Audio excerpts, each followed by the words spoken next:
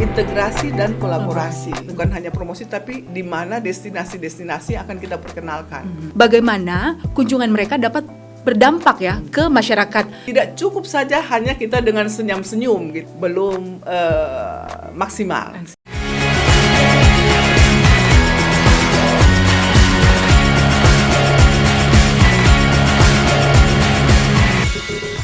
Halo Sobat Mata Bicara, kembali berjumpa dengan saya Lydia Rotinsulu, masih di podcast Mata Bicara, dan kali ini kita sudah kedatangan tamu kita.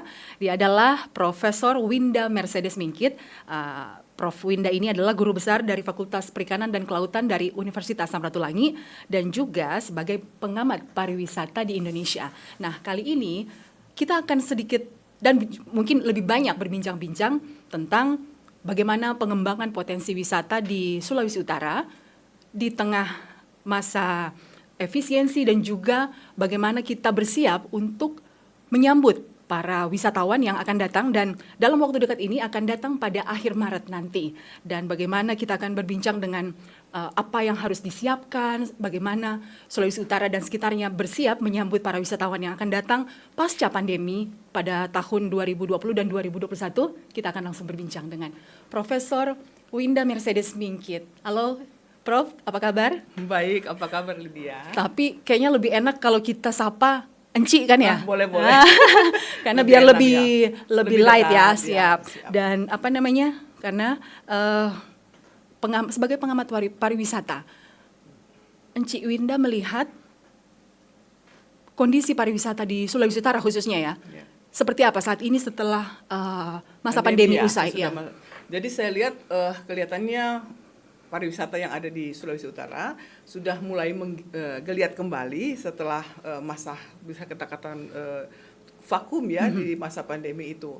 Kita lihat sekarang dimulai dengan pariwisata lokal, jadi baik masyarakat yang ada di Sulawesi Utara sendiri dan di sekitarnya. Kemudian sekarang sudah mulai juga berdatangan para wisatawan, walaupun tidak seperti di waktu yang lalu ya, jadi grup-grup. Sekarang saya lihat sudah lumayan lah, 1-2 tahun terakhir ini mungkin bukan grup yang besar, tapi melalui juga ada kegiatan seperti konferensi dan sebagainya, itu bisa membawa pariwisata datang ke Sulawesi Utara. Gitu. Nah, tapi kan berbicara kita menyambut wisatawan kembali bergeliat denyut jantung wisata di Sulawesi Utara, kita berbicara tidak hanya promosi kan, tapi juga kesiapan.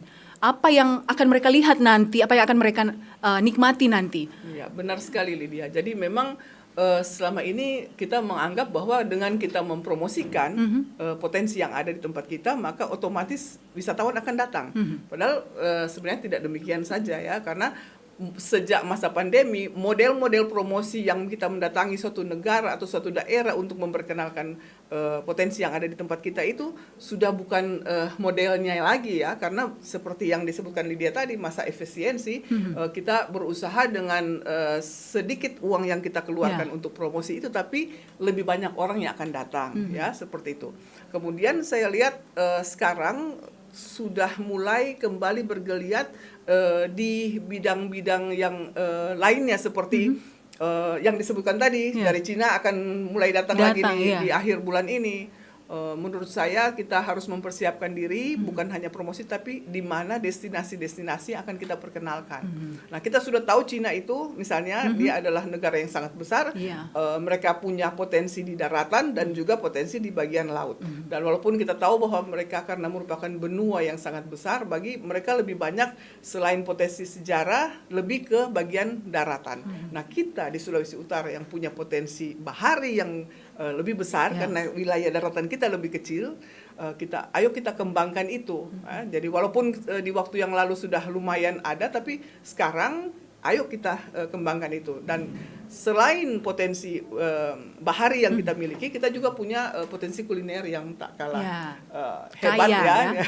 Saya katakan hebat karena sudah sangat terkenal di seluruh Indonesia, dan saya yakin juga akan dikenal oleh masyarakat yang akan datang atau wisatawan yang akan datang dari Cina dari nanti. Mancanegara, mancanegara. Nah, kita kan selalu mendengar ya, Sulawesi Utara, Manado dan sekitarnya itu akrab dengan sebutan the land of smiling people. Tapi kalau Encik Winda melihat, apakah berlaku seperti itukah saat ini? Oke. Pengalaman saya katakanlah sejak berkecimpung atau mengamati bidang kepariwisataan ini sendiri, mungkin sejak 30 tahun yang lalu ya, bisa katakan sekitar 30-35 tahun yang lalu, saya melihat kita Sulawesi Utara sebenarnya punya potensi yang utama adalah memang benar itu sebagai the land of smiling people. Tapi kita punya satu hal yang mungkin tidak kita miliki tapi dimiliki daerah lain seperti di Jawa dan di Bali, ya, yaitu apa? Bagaimana kita sifat atau model melayani seperti itu. Karena tidak cukup saja hanya kita dengan senyum-senyum gitu. Kita harus juga mempersiapkan diri bagaimana, karena kita sebagai tuan rumah, selain kita sebagai tempat yang ramah ya untuk kita bisa menunjukkan keramah tamahan kita juga, tapi kita harus bisa melayani dalam tanda kutip, bukan berarti menjadi pelayan, tapi bagaimana sebagai tuan rumah yang baik. Hospitality, benar sekali. Jadi itu yang kita masih dalam tanda kutip agak sedikit kurang. Tapi kalau the land of smiling people, saya bisa yakini dan buktikan, pastikan itu karena memang itu sudah ada di kita ya, di masyarakat kita yang sebut always saja welcome. Sebut saja misalnya melihat orang asing ya, yang mereka suka sebut bule. Mereka dengan tidak ragu untuk foto kan? Bersama, menegur lebih awal, betul. Menyapa misalnya halo, walaupun kemampuan bahasa Inggris mereka pas-pasan, tapi dengan mereka menegur, menyapa tuh ada kebanggaan tersendiri buat mereka sekali, kemudian kan nanti ini kan pada akhir Maret ini sekitar 170-an atau 160-an wisatawan China akan datang berwisata, melihat-lihat apa yang ada di Manado dan sekitarnya. Mereka lebih condong menikmati wisata alam seperti itu ya, yang memang masih original, yang masih alami, tidak terlalu modern lah bisa dibilang. Dari mana ya kira-kira akan datang nih? Fuji? Nanjing ya. Oke. Nah, Nanjing kalau kita lihat di petanya itu mereka lebih ke inland ya. Berarti yang di sana mereka sudah banyak melihat mungkin potensi yang di darat. Nah, kita akan bisa tunjukkan ke mereka, karena saya sebutkan tadi bahwa kita potensi bahari juga sangat baik ya, dan sangat banyak ya di sini. Jadi mungkin kita bisa kembangkan itu. Mungkin juga yang bisa kita tunjukkan ke mereka hot spring, biasanya orang di sana juga suka. Ya. Seperti juga turis Jepang, mereka suka hot spring. Jadi itu mungkin yang kita bisa tawarkan lah gitu ya, seperti mereka, selain dari kuliner yang kita miliki seperti itu. Nah, menurut Encik Winda, kan mereka kan lebih suka ke wisata yang alami ya, yang natural. Apa yang harus disiapkan oleh pemerintah setempat ataupun pihak yang berkompeten ya di Sulawesi Utara untuk menjamin bahwa mereka tuh nyaman dengan segala mungkin fasilitas yang ada di destinasi wisata tersebut? Oke.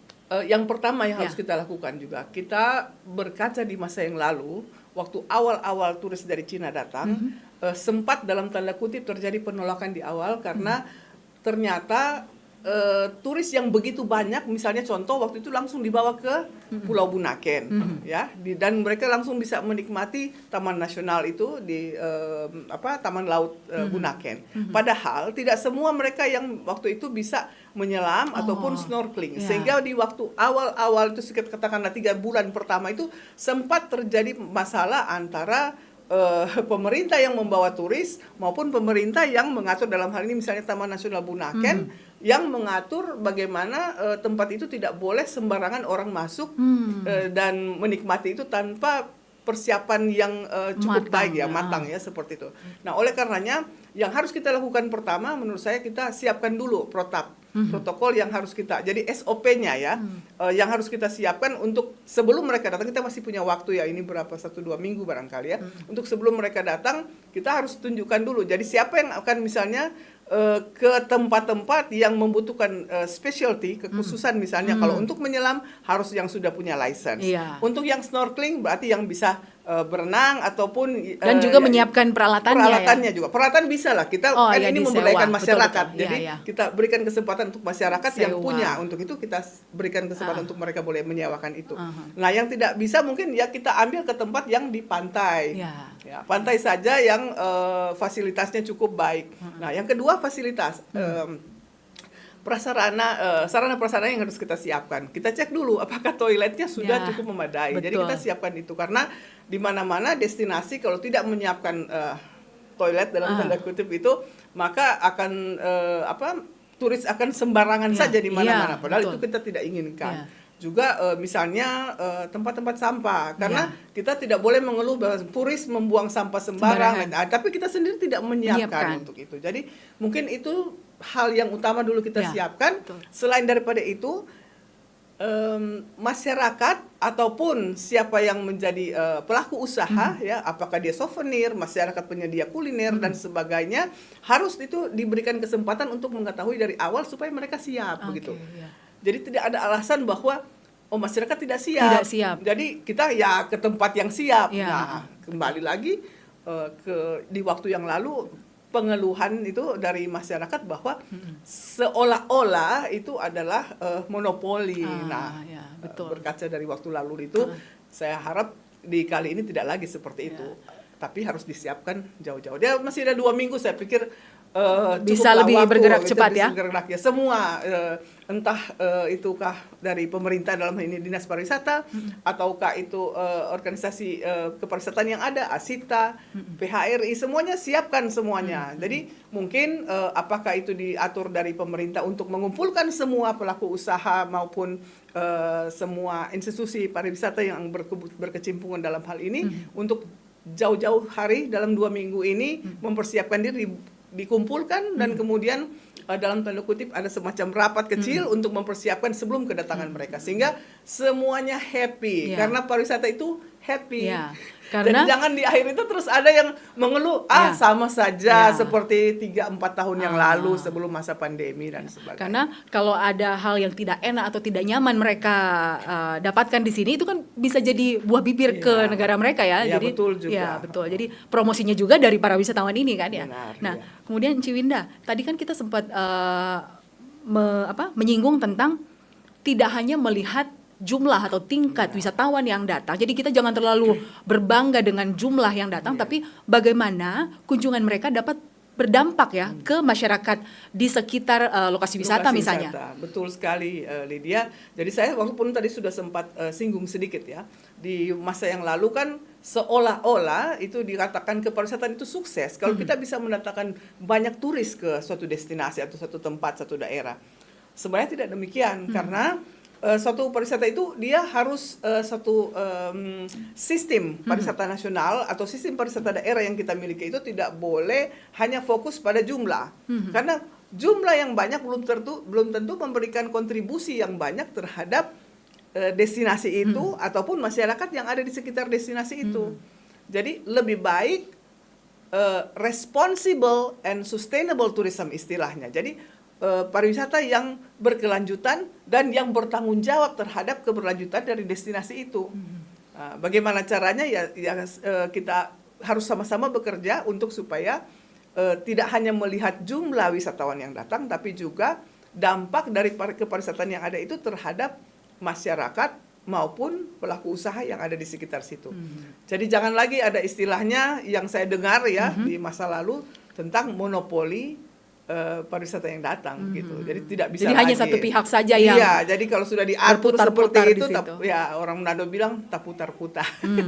Ya dorang lagi seperti itu. Tidak boleh lagi karena kita kan sudah belajar di masa lalu. Kita ingin dengan model yang baru ya, Sulawesi Utara yang baru, kita jangan lagi seperti itu supaya semua masyarakat senang, semua pelaku usaha senang, ya kita semua senang, termasuk wisatawannya. Jadi mereka pulang tentu membawa cerita yang baik ya. gitu. Nah, kemudian bagaimana dengan Inci Winda melihat hasil-hasil ataupun kuliner, souvenir yang bisa mereka beli misalnya, apakah mungkin ada masukan harus misalnya kuliner tapi juga mungkin cocok dengan lidah mereka atau seperti itu? Kalau kuliner, saya lihat kita sudah mendunia, bukan hanya menasional, mendunia. Karena kuliner kita di Sulawesi Utara ini cocok hampir semua lidah yang ada di dunia ini. Mau turis dari mana kita bisa siapkan itu. Apakah kita mau ambil yang memang khasnya model masakan isi di bambu, ataupun yang resep-resep dari zaman Belanda dulu, kita bisa seperti klapertaart, onbekkoek dan sebagainya. Jadi kita bisa, jadi yang khas nasional maupun internasional kita siap untuk itu. Kalau kuliner sih kalau menurut saya tinggal yang harus dijaga higienitasnya ya, kebersihan H2SE ya. Kalau model varietasnya itu sudah cukup bagus ya. Kalau yang itu, yang tadi Lydia bilang, yang souvenir itu yang kita masih belum terlalu baik. Karena gitu. kita kan melihat misalnya contoh yang sudah berjalan yang sudah bisa dibilang sudah sukses lah ya di Bali. Kalau kita kan akhir-akhir yang kita tahu hanya kuliner ataupun souvenir yang biasa saja. Bagaimana dengan mungkin kita punya banyak perupa kan di Sulawesi Utara ini ya? Kalau kita kerajinan ini, kalau orang di Sulawesi Utara kan kita memang harus kita akui dibandingkan dengan Jawa dan Bali ya, mereka sudah secara naturally secara alami mereka memang punya kemampuan untuk membuat souvenir, entahkah itu dari batu, dari kayu. Atau mereka kemudian melukis, mereka itu sudah seperti menjadi budaya mereka. Nah, kita kan di Sulawesi Utara ini berbeda. Nah, bagaimana cara kita dengan potensi sumber daya alam yang kita miliki ini, dengan keterbatasan yang kita miliki, kita coba membuat sesuatu yang lain yang khas dari tempat kita, ciri khas kita. Saya lihat kalau misalnya di waktu yang lalu sih kami sudah banyak melalui ada program DMO kita di 2012 sampai 2017 sudah banyak kita lakukan pendampingan terhadap masyarakat dengan kuliner maupun souvenir seperti ya dari bahan kayu dari kayu-kayu yang daripada dia terbuang jadi limbah diolah. Nah, tapi harus ada catatan-catatan tertentu. Kalau souvenir itu akan kita pikirkan untuk dibawa oleh wisatawan mancanegara, kita harus perhatikan modelnya, ukurannya tidak boleh terlalu besar, karena mereka kan mau bawa. Nah, itu sudah berhasil kalau Bali dan Jawa itu mereka sudah bisa yang perintil-perintil kecil-kecil gitu. Nah, kita harus banyak belajar gitu ya, yang kita bisa buat seperti itu. Saya lihat sudah ada lumayan yang bagus, yang ada kayak tulisan-tulisan itu dari batok kelapa. Jadi mungkin itu yang sudah ada, tapi tolong juga dibantu supaya lebih banyak lagi orang-orang dari Sulawesi Utara ini yang bisa. Saya tahu baru beberapa saja di sini kalau yang dari batok kelapa. Yang kedua yang kita punya sebenarnya dia jadi limbah karena terlalu banyak di Tondano, yaitu eceng gondok. Eceng gondok. Nah, eceng gondok kan di waktu yang lalu sudah beberapa kali dapat bantuan dari perindustrian dan sebagainya, sempat tidak terlalu baik. Tapi saya dengar sekarang di Tondano sudah ada yang bagus. Saya tidak bawa, kemarin sudah sempat punya. Saya itu bagus-bagus juga ya, mereka punya itu produk itu. Nah, mungkin bisa dibantu supaya nanti pengembangannya lebih baik lagi dan lebih banyak yang bisa dihasilkan dengan ukuran yang tidak terlalu banyak. Ada kan tas-tas saya lihat itu ataupun model-model ornamen-ornamen yang mereka punya itu, cuman mungkin bisa dibantu supaya pengembangannya lebih baik lagi dan bisa lebih terjangkau, harganya tidak terlalu mahal, ukurannya tidak terlalu besar, supaya nanti bisa dibawa bukan hanya wisatawan Nusantara tapi juga bisa dibawa oleh wisatawan mancanegara, karena kan dia tidak terlalu berat begitu. Pada dasarnya harus praktis ya, supaya tidak menyulitkan wisatawan untuk dibawa pulang. Dibuat lebih bervariasi dan menjadi satu yang khas dari tempat kita. Saya lihat juga ada yang bahan-bahan seperti kain kofo itu juga khas kita. Jadi sebenarnya kita sudah cukup banyak, cuman jadi lebih berkreasi dengan ciri khas yang kita punya. Baik. Nah, Encik Winda, kita masih akan ngobrol lagi lebih banyak tentang bagaimana mengembangkan potensi wisata yang di Sulawesi Utara, tapi kita akan jeda dulu. Jadi Sobat Mata Bicara tetap bersama kami di podcast Mata Bicara, kita akan segera kembali.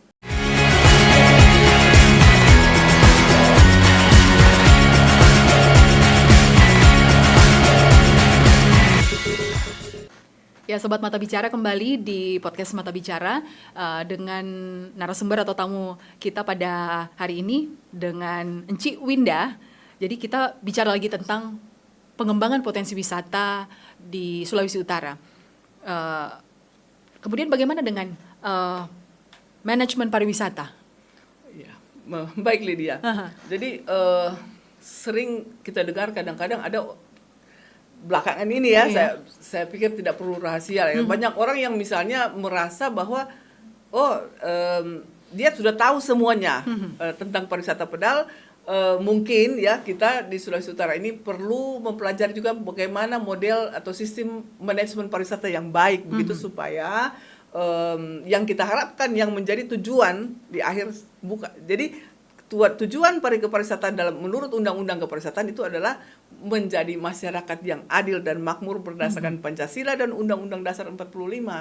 Jadi kalau kita punya masyarakat pariwisata belum merasakan keadilan dan sejahtera itu, berarti sebenarnya kita belum tercapai. Berarti belum menerapkan apa yang harus jadi belum tercapai. Oleh karenanya memang kita harus tahu dulu apa yang menjadi cita-cita sesuai dengan undang-undang Undang-Undang Dasar 45, bagaimana kepariwisataan itu sebenarnya.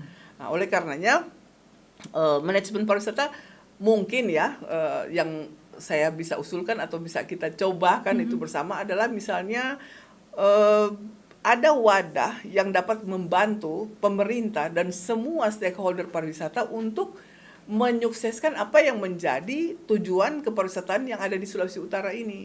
Saya kasih contoh ya, saya sudah sempat singgung tadi sedikit, di tahun 2011 pemerintah Republik Indonesia ini sempat membuat yang namanya program Destination Management Organization. Itu awalnya dimulai dari 3 daerah di Indonesia, kemudian dia berkembang menjadi 16, dan sampai akhirnya 33 provinsi di Indonesia pada waktu itu. Nah, bagaimana model DMO itu melibatkan semua stakeholder pariwisata sehingga pada saat dia mau melakukan pengelolaan terhadap kepariwisataan yang ada di tempat itu tidak ada lagi yang protes dalam arti karena semua stakeholder pariwisata sudah masuk di situ. Yang kita kenal dengan pentahelix itu kan, pentahelix yang bahkan sekarang sudah sampai double pentahelix. Yang dulunya hanya dimulai dari pentahelix. Pentahelix itu kita singkat ABGCM. Jadi mulai dari A itu academician, ya, B itu business, G itu government, C itu community atau masyarakat, dan M itu media. Jadi termasuk media. Jadi kita juga capek-capek bicara kalau tidak diperkenalkan oleh media, dipublikasikan. Jadi itu juga tidak kenal. Jadi ABGCM atau pentahelix itu perlu bekerja sama untuk bisa menyukseskan apa yang menjadi cita-cita dari kepariwisataan dari suatu daerah. Jadi itu model pengelolaan kepariwisataan yang menurut saya itu sangat penting.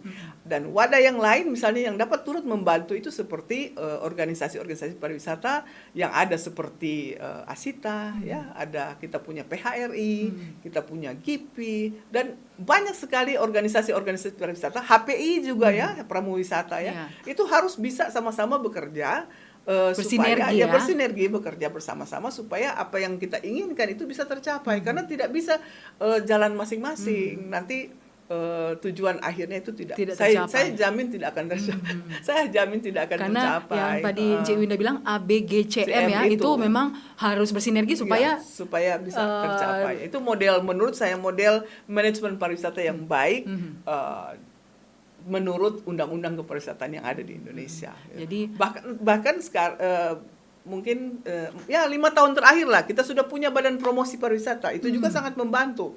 Walaupun menurut saya sih kalau saya lihat sekarang belum maksimal. Sehingga ke depannya kan itu sudah selesai ya kalau tidak salah di 2024. Saya pikir di 2025 ke depannya bisa lebih baik lagi ya badan promosi yang ada. Karena media juga kan bagian dari promosi ya. Benar. Tapi kalau kita melihat perkembangan media dan digital saat ini, Encik tahu netizen kan? Iya betul apa sekali. namanya influencer.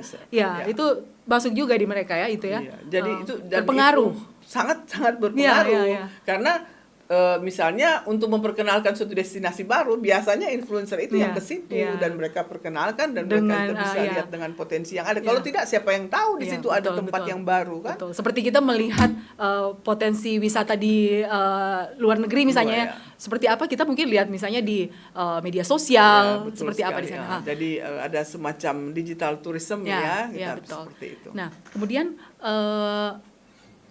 kita sudah bicara banyak dari awal tadi ya, tapi sistem pariwisata dan pengelolaannya yang memang tepat guna sehingga masyarakat itu bisa menikmati ya, seperti Encik bilang tadi, tujuannya itu juga salah satu kan sesuai dengan undang-undang kepariwisataan. Ya. Jadi sistem pariwisata yang seperti apa yang cocok? Jadi harusnya semua lintas stakeholder itu harus bisa sama-sama dilibatkan. Itu sekali lagi saya jadi tidak boleh ada yang bergerak sendiri-sendiri dan terpisah begitu, tidak saling berkolaborasi. Jadi kata penting juga dalam manajemen pariwisata itu adalah kolaborasi. Nah, integrasi dan kolaborasi. Betul. Dua itu adalah kata kunci. Ya, jadi ibaratnya dari semua pihak terkait ini ada kesinambungan. Kenapa saya katakan integrasi itu juga sangat penting untuk diperhatikan? Karena di zaman di lampau ya, di masa lampau kadang-kadang ya saya kasih contoh saja ya, misalnya dalam kita membuat satu program, kalau kita tidak integrasikan dan kolaborasikan, maka akan terjadi ketidakefisiensi. Contoh ya, kalau walaupun ini bukan di bidang pariwisata, saya apa ini yang contoh. Maksud yang master plan pariwisata itu ya? Itu dia salah satu. Jadi saya kasih contoh begini, begini. Saya mengusulkan bahwa kalau kita punya master plan pariwisata misalnya per 5 tahun, itu jangka menengah. Jadi yang jangka pendek per tahun, menengah 5 tahun, dan jangka panjang 25 tahun itu sebaiknya dan sebisa mungkin jangan dengan mudah kita ganti-ganti seperti itu. Misalnya seperti apa? Contoh, kita misalnya sudah buat Riparkot atau Riparkap atau Riparprov, itu biasanya kan setiap 5 tahun dan ditinjau kembali. Nah, kalau saya kasih contoh, misalnya ada program yang sudah kita setelah kita identifikasi itu adalah merupakan salah satu destinasi yang kita buat. Saya berani deh langsung kasih contoh aja. Silakan, ya. Jadi karena saya salah satu yang membuat atau menyusun Riparkot Manado di periode 2000. Rencana pariwisata. Iya, rencana pengembangan kepariwisataan Kota Manado. Ya, di 2018 sampai 2022 waktu itu. Nah, itu yang kawasan sekarang menjadi kawasan Malalayang Beach Walk ya. Waktu itu di situ kan ada monumen Boboca. Silakan. Boboca. Beda lagi. Boboca itu makanya sampai sekarang pun sudah tidak ada Bobocanya, orang tetap menganggap di situ Boboca. Ya. Karena itu masuk dalam master plan Riparkot Manado. Nah, waktu mereka membuat pembangunan Malalayang Beach itu tidak lagi berkoordinasi. Jadi provinsi jalan sendiri, tidak berkoordinasi dengan Kota Manado. Di Kota Manado itu sudah masuk dalam Riparkot itu, bahwa itu masuk salah satu destinasi. Nah, mereka merusak itu dan jadi apa yang sudah dibangun itu dirusak. Dibongkar, kan tidak ada lagi. Nah, itu kan tidak bisa, itu kan dibangunnya itu anggaran yang sangat besar. Kenapa tidak yang itu saja tetap di situ, tetap dijaga? Silakan diatur yang lain-lainnya itu. Nah, sekarang kan itu Riparkot berarti harus dikeluarkan destinasi itu dari merupakan salah satu destinasi yang ada di Kota Manado. Boboca itu kan harus dikeluarkan karena sudah tidak ada Boboca lagi di situ. Tapi orang tetap tahu bahwa itu spotnya. Nah, kayak begitu. Jadi menurut saya kalau itu dikolaborasikan dan diintegrasikan serta rencanakan bersama, saya yakin kegiatan atau kejadian seperti itu tidak akan terjadi lagi. Itu pengalaman menurut saya tidak dalam tanda kutip. Semoga kedepannya jangan lagi seperti mulai itu. sekarang dan kedepan jangan lebih lagi ada komunikasi ya. Jadi jangan istilahnya itu kepentingan jadi cuma 1-2 pihak saja. Jadi harusnya dijadikan bersama beriringan. Dan kan kita kaitkan dengan efisiensi juga jadi, Ci Winda. Kabupaten kota, provinsi dan nasional sebaiknya seiring sejalan. Supaya tidak yang efisiensi itu, bayangkan sudah bangun dengan mungkin saya tidak tahu berapa banyak anggaran yang dikeluarkan untuk itu, dan cuma dibongkar-bongkar itu seperti itu dan diganti lagi, itu kan tidak efisiensi. Apalagi sekarang itu efisiensi itu harus berhati-hati begitu. Itu contoh saja. Betul karena apa yang sudah dibangun yang ibaratnya bangun bagus-bagus tapi ternyata periode berikut atau ada kebijakan yang lain dirusak atau masih dalam masa itu. Mungkin kalau sudah lewat satu master plan setelah 25 tahun mungkin karena sudah rusak atau tapi itu kan sudah masuk dalam perencanaan yang itu gitu. Jadi kalau sebaiknya jangan di itu. Dan mungkin saya saya ingin berpesan lah, titip Silakan. pesan lah. Kita kayaknya nih di Sulawesi Utara ini sepertinya kalau sejarah dalam bentuk benda itu sepertinya kita kurang punya itu. Saya mungkin saya kan auditor pariwisata berkelanjutan Indonesia ya. Dan saya keliling begitu banyak tempat di Indonesia, Sulawesi Utara sepertinya kita tidak punya jati diri sejarah begitu. Susah sekali mau cari gedung-gedung atau benda-benda yang heritage gitu.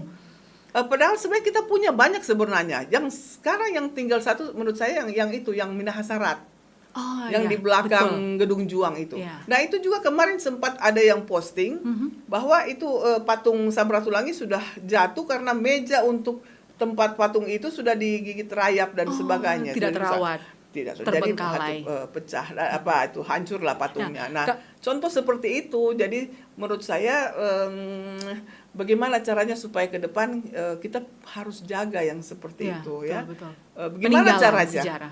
Peninggalan sejarah gimana caranya? Kita seperti tidak punya lagi sejarah. Jadi seolah-olah Sulawesi Utara ini adalah satu provinsi baru. Nah, tadi kan kita sudah berbicara tentang potensi wisata alam dan juga kuliner, souvenir. Nah, saya banyak juga berbincang dengan teman-teman dari komunitas metalurgi dan juga sejarah Minahasa misalnya ya. Saya pernah mendengar keinginan mereka untuk mendapat satu tempat di Sulawesi Utara, di Manado khususnya, untuk mereka tampilkan.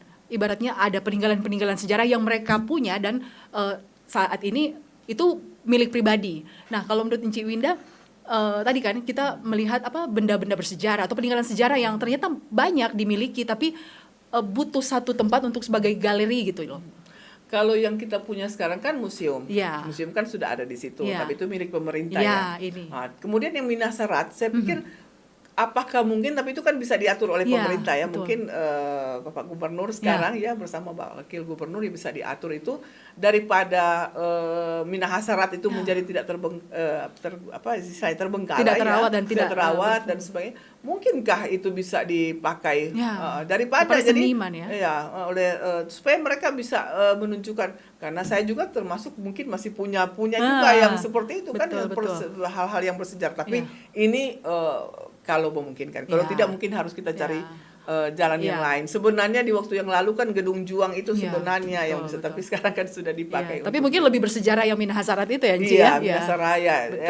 Minahasarat itu mungkin bisa supaya nanti kalau itu jadi suatu tempat yang bisa dipakai sebagai kita tempat display daripada barang-barang bersejarah itu kan lebih banyak lagi orang datang ke situ dan lihat. Karena ada juga yang lebih suka sisi sejarah, betul. Kan anak-anak bisa ya, anak-anak muda atau anak-anak yang sekolah SD, SMP, SMA juga kalau kita tidak tunjukkan itu mungkin mereka nggak tahu akar budaya sejarah. Nah, Enci Winda, mungkin ada closing statement untuk bagaimana pengembangan wisata ke depan ya. Kita melihat yang sudah terjadi di tahun-tahun belakangan, perbaikannya, dan juga kan akan kembali lagi wisatawan-wisatawan, khususnya wisatawan dari China yang akan datang. Bagaimana? Kalau menurut saya sih sebenarnya yang paling penting yang harus kita perhatikan sekarang, karena kita sebenarnya sudah punya semuanya, manajemen yang baik. Bagaimana kita mengatur itu supaya apa yang kekurangan kita di masa lalu pada saat sebelum COVID itu bisa kita lengkapi saat ini dengan model manajemen yang baik. Jadi yang lebih baik ya, mungkin yang lalu sudah baik tapi yang lebih baik lagi, sehingga yang menjadi message atau pesan daripada Undang-Undang Dasar 45 itu bahwa masyarakat itu harus sejahtera, adanya kepariwisataan itu bisa mensejahterakan masyarakat, itu bisa tercapai. Itu manajemen yang pertama. Yang kedua mungkin kolaborasi ya, kerjasama di antara kita semua, terutama stakeholder pariwisata yang saya sebutkan tadi, Pentahelix, ABGCM itu. Kalau kita sama-sama bekerja, saya yakin model manajemen pariwisata yang baik yang bisa membawa kesejahteraan itu akan bisa tercapai. Betul. Ya? Dan mungkin yang pesan terakhir ya, pemerintah ya sekarang mungkin bantu supaya nanti apa yang menjadi cita-cita sesuai dengan manajemen itu bisa tercapai. Bisa begitu. tercapai. Ya. Dan masyarakat Sulawesi Utara sejahtera, ya, Sejahtera, menikmati. dan mereka bisa menikmati itu. Tidak ada lagi cerita-cerita bahwa ini pariwisata ini hanya menguntungkan pihak-pihak tertentu Iya. gitu. Baik. Itu. Baik. Ya, semoga apa yang kita bahas ini bisa jadi yang dan didengar oleh sobat Mata Bicara, biar jadi evaluasi masukan-masukan yang kita bahas ini bisa ada perbaikan, lebih kesejahteraan masyarakat dan juga kemajuan pariwisata di Sulawesi Utara, ya Enci, ya. Iya, Baik, benar terima kasih sekali, Enci Lydia. sudah ada di studio Mata Bicara. Kita akan ketemu lagi di topik-topik berikutnya. Oke, baik. Terima kasih. Iya, Ya, terima Sobat. kasih. Baik, Sobat Mata Bicara, usai sudah perbincangan kita kali ini, kita akan jumpa lagi di podcast Mata Bicara dengan topik lainnya. Bye-bye.